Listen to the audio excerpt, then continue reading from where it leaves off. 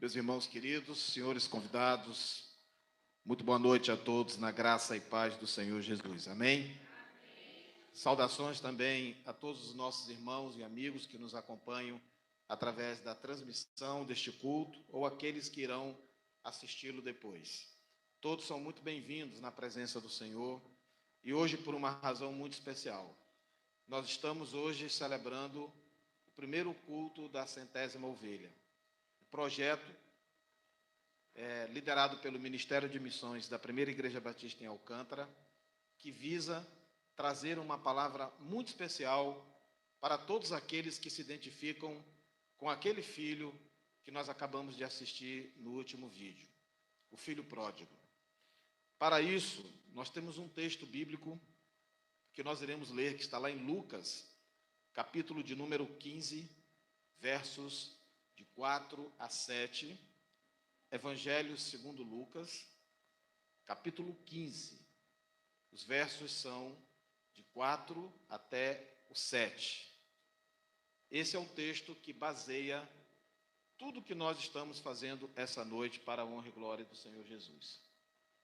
Qual dentre vós é o homem que, possuindo 100 ovelhas, e perdendo uma delas, não deixa no deserto as 99 e vai em busca da que se perdeu até encontrá-la? Achando-a, põe-na sobre os ombros, cheio de júbilo. E indo para casa, reúne os amigos e vizinhos, dizendo-lhes: alegrai-vos comigo, porque já achei a minha ovelha perdida. Digo-vos que assim haverá maior júbilo no céu por um pecador que se arrepende do que por 99 justos que não necessitam de arrependimento. Amém? Essa é a lógica do coração de Deus. Existem dois tipos de pessoas que se afastam dos caminhos do Senhor. Algumas o fazem por uma decisão voluntária que tomam de rejeitar por completo a cruz de Cristo. Aliás, essa é uma liberdade que Deus confere a todas as pessoas. Nós estamos aqui porque livremente decidimos estar aqui e podemos sair por aquela porta na hora que bem entendermos também. O reino dos céus funciona, enquanto estamos aqui na terra, da mesma forma. Deus é aquele pai de braços abertos para o filho que decide voltar. Mas o filho tem a decisão a tomar se ele decide por voltar ou se ele prefere permanecer na vida dissoluta em que ele ali se encontrava.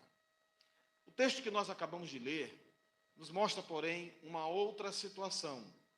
Não a situação daqueles que deliberadamente rejeitam a cruz de Cristo, daqueles que por alguma razão entendem que viver afastados da presença de Deus é alguma coisa mais lucrativa para a alma humana do que ele estar na presença do Senhor. É claro que em sã consciência, e pesando todos os argumentos, e tendo uma perspectiva racional e prudente acerca de tudo que nos cerca,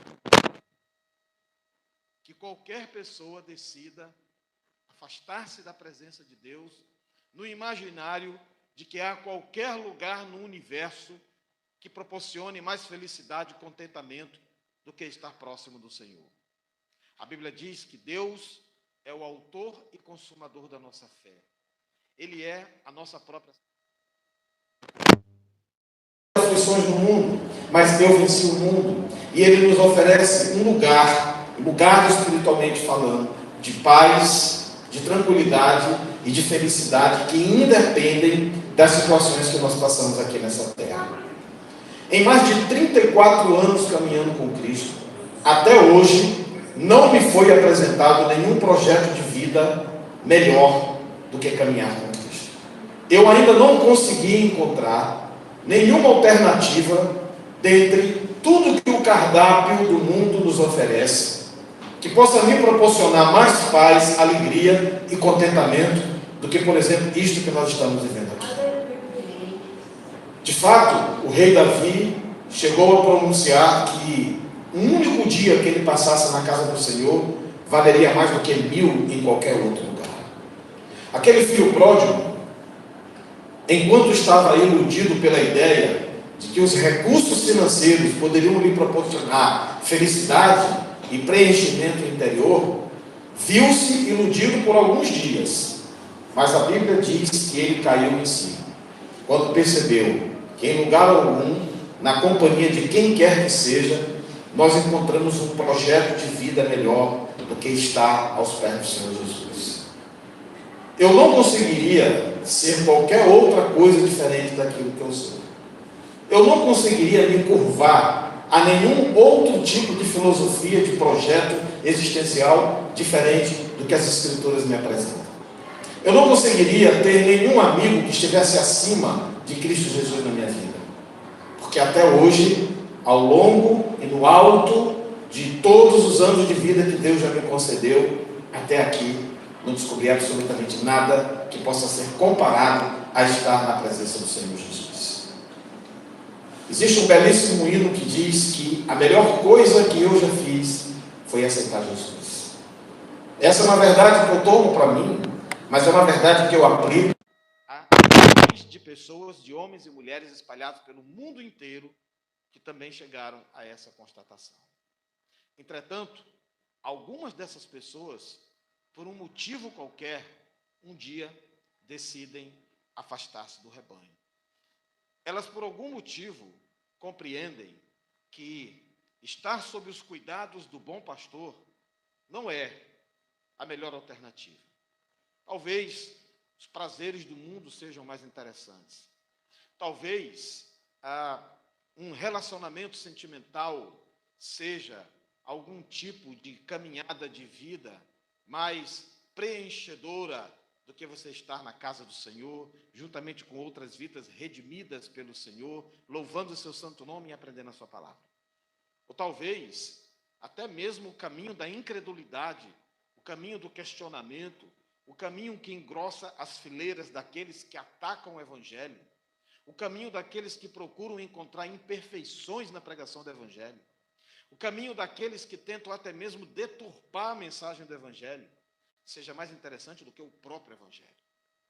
E muitas dessas pessoas se lançam com todos os seus recursos nessa grande aventura de vida. O problema é que há um prazo de validade para isso. Chega um momento em que a miserabilidade espiritual alcança um patamar tão elevado que tudo que resta é desejar comida de porcos. E vem a convicção no coração de que bons foram aqueles dias em que lá atrás estivemos na presença do Senhor. Quantas vezes, ao longo do meu ministério, eu já estive com pessoas em estado terminal, em cima de um leito hospitalar, que me confessaram isso. Que me disseram, como eu queria, pastor, ter a possibilidade de voltar no tempo e refazer tudo que eu fiz naquele dia trágico em que eu fui convencido de que deveria desistir do Evangelho, de que deveria afastar-me da presença do bom pastor. O dia em que eu decidi que eu deveria simplesmente me afastar, me afugentar do rebanho de Deus. E algumas dessas pessoas passam anos vivendo errantes pela vida e tentando encontrar a todo custo uma alternativa que lhe seja mais benéfica do que estar na presença do Senhor. Mas elas não encontram. E talvez, se o rebanho fosse comandado por mim ou por qualquer um de nós, nós simplesmente deixaríamos que essas pessoas seguissem o seu caminho e que elas colhessem o fruto do que elas próprias semearam, do que livremente elas decidiram na medida em que tomaram a convicção de não mais caminhar com o Senhor Jesus. Mas nós servimos um Deus tão inexplicavelmente amoroso que, assim como cantamos aqui, Ele não desiste da gente. Ele não desiste de nos amar. Nós servimos a um Deus, fomos criados por um Deus que não nos julga na proporção do que nós mereceríamos. Um Deus que não devolve na mesma moeda. Um Deus que não paga na mesma medida. Um Deus que não arca com as nossas consequências da forma como nós merecidamente deveríamos recepcionar. Um Deus que simplesmente nos oferece a mão estendida, os braços abertos e que diz: eu estou pronto para te receber de volta. Um Deus que diz: eu não desisto de você, eu amo você. Um Deus que está disposto a riscar, a passar uma borracha, hoje, aqui e agora, em tudo que nós fizemos, tudo mesmo, antes de cruzarmos aquela porta, para nos oferecer a possibilidade de, a partir de agora, reescrever a nossa história, repaginar a nossa vida e nos dar a possibilidade de vivenciarmos capítulos de autêntica felicidade e de contentamento verdadeiro. Esse é o bom pastor em busca de uma ovelha perdida. O bom pastor pode ter 100 ovelhas, como Deus tem milhões de servos, de filhos e filhas espalhados pelo mundo. Olha, nessa minha caminhada eu conheci alguns deles, algumas pessoas que me inspiraram, algumas pessoas que serviram de referencial para mim. Às vezes eu orei: Senhor, eu quero ser como esta pessoa, que te serve com toda esta vivacidade, que tem toda essa dedicação ao teu evangelho, que tem toda essa energia e essa capacidade de dizer não para as outras ofertas, para se dedicar única e exclusivamente a ti. Às vezes eu pensei em seguir nessa mesma trilha. E eu fico a imaginar como o coração de Deus se alegra quando ele contempla um número certamente considerável de vidas que o servem de verdade nesse mundo. E talvez isso fosse razão suficiente para que o coração de Deus se alegrasse a ponto dele dar-se por satisfeito. Assim como um pai e uma mãe alegram-se tremendamente quando percebem que os seus filhos estão caminhando de maneira correta nessa terra. E às vezes, quando nós estamos nessa condição de sermos pais orgulhosos, de sermos pais felizes com a cena que contemplamos em família, nos esquecemos que às vezes ao lado, às vezes na mesma rua, ou às vezes no mesmo contexto familiar, nós temos exemplos que são completamente opostos. Isso acontece conosco, seres humanos, mas não acontece com Deus. Deus não está plenamente satisfeito, mesmo com o fato de tantas pessoas espalhadas pelo mundo inteiro que o servem e que o amam. A vontade de Deus é que todas as pessoas possam curvar-se em amor diante dele. Deus absolutamente não desistiu do projeto de salvação que envolve a todos nós. Inclusive nós que um dia tivemos essa oportunidade. Às vezes Satanás coloca nos nossos corações que nós somos um projeto falido, que nós somos uma vida acerca da qual Deus não tem mais nenhuma expectativa, porque nos foi dada uma oportunidade lá atrás, porque um dia estivemos aqui, porque um dia fomos também pregadores da palavra e um dia também ensinamos as pessoas a tomar esta decisão. Então nós imaginamos que o nosso estado, na medida em que nos afastamos, ele é um estado diferenciado, ele é um estado que já não nos dá mais a possibilidade de uma restauração. Não é isso que a parábola da centésima ovelha nos ensina. Ela diz que esse pastor, ele é capaz de priorizar esta única ovelha que desgarrou-se do rebanho. Ele é capaz de, temporariamente, deixar o rebanho para concentrar-se na busca, na restauração e no resgate dessa ovelha que se perdeu. O que eu tenho a dizer nessa noite para nossos irmãos que por alguma razão estiveram um dia conosco e não estão mais, é que tudo o que Deus tem preparado diante de nós aqui diz respeito ao imenso amor que Ele tem por cada um de vocês. Essa palavra é para todos nós, porque esta centésima ovelha sou eu. Esta centésima ovelha é você. O amor de Deus nos envolve de uma tal forma que Ele nos possibilita dar meia volta e recomeçar a nossa vida. E não importa nesse contexto, não importa nessa discussão entre o nosso coração e o coração do Pai, o que foi que aconteceu para que houvesse um desvio de rumo. Isso não interessa para o Senhor. O que interessa para Ele é que Ele está completamente convicto e completamente aberto para receber você de volta e para dizer que sobre a sua vida Ele é capaz de proporcionar o mesmo que aquele pai fez com o filho pródigo. Ele está sacrificando novamente o seu filho. Ele está o oferecendo novamente pela sua salvação. Ele está proporcionando uma festa no mundo espiritual, no reino celestial, para que você possa vir, para que você possa, a partir de hoje, se considerar novamente um filho e uma filha de Deus.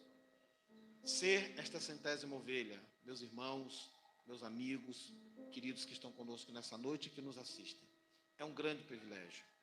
Chegar à constatação de que nós não fomos esquecidos por Deus é a mais sábia das percepções. Porque ao longo da vida, muitas pessoas vão desistir de nós.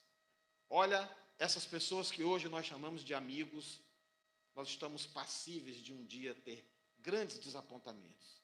Essas pessoas pelas quais nós nos entregamos por completo em relacionamentos, um dia nós podemos ser vítimas dos desapontamentos mais ferrenhos e dolorosos.